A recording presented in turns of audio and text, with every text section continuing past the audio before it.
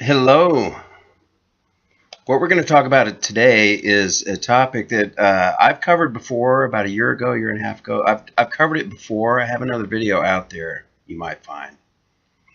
But I think it's very important. I'm going to cover it in a different way and talk about what this was about. And today we're going to talk about the Albert Pike letter to Giuseppe Mazzini. Now, this letter was in the British Royal Archive. Okay, so until I think it was in the 1890s or 19 teens or 1920, it was removed. So this was on display in the British Royal Museum. So it's not a made-up thing. It's documented. You can find it if you go back. Let's lead. At the time, Albert Pike is the most significant Freemason in American history.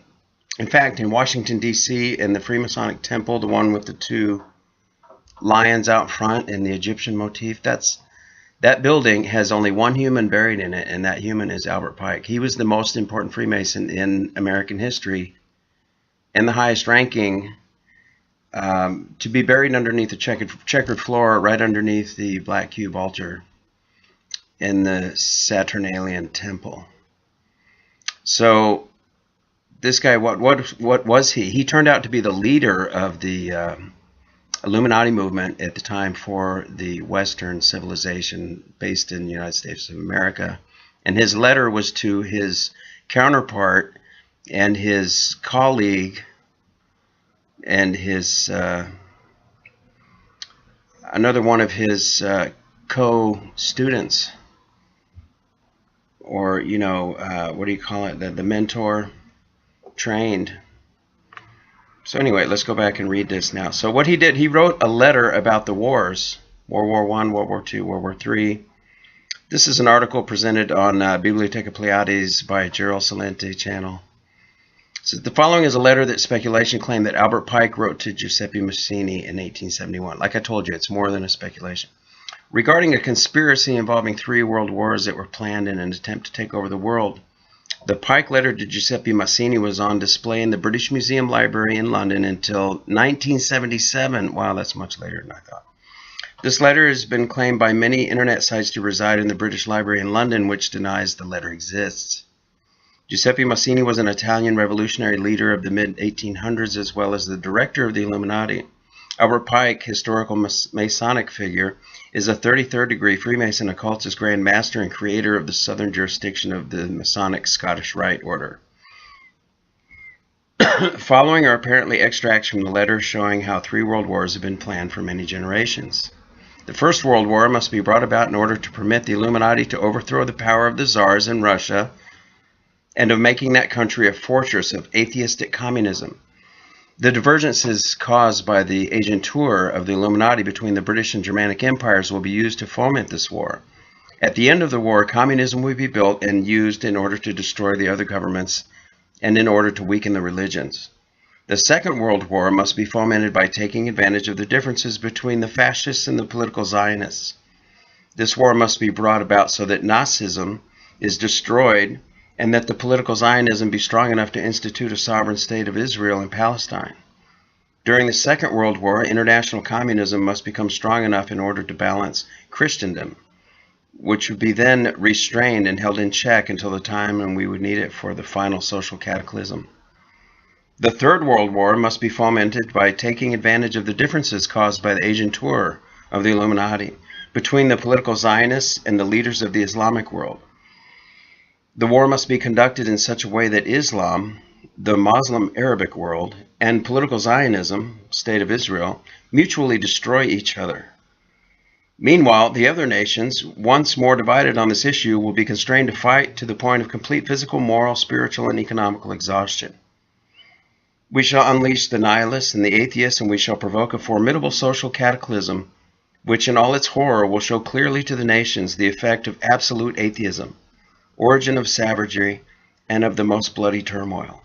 Then everywhere the citizens obliged to defend themselves against the world minority of revolutionaries will exterminate those destroyers of civilization and the multitude, disillusioned with Christianity, whose deistic spirits will from that moment be without compass or direction, anxious for an ideal, but without knowing where to render its adoration, will receive the true light through the universal manifestation of the pure doctrine of Lucifer, brought finally out in the public view.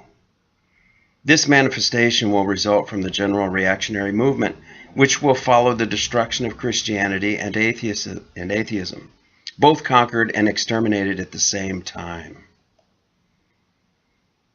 All right. Albert Pike was born in Boston, Massachusetts, the son of Beth and Sarah Andrews Pike, and he spent his childhood in Byfield and in Newburyport, Massachusetts.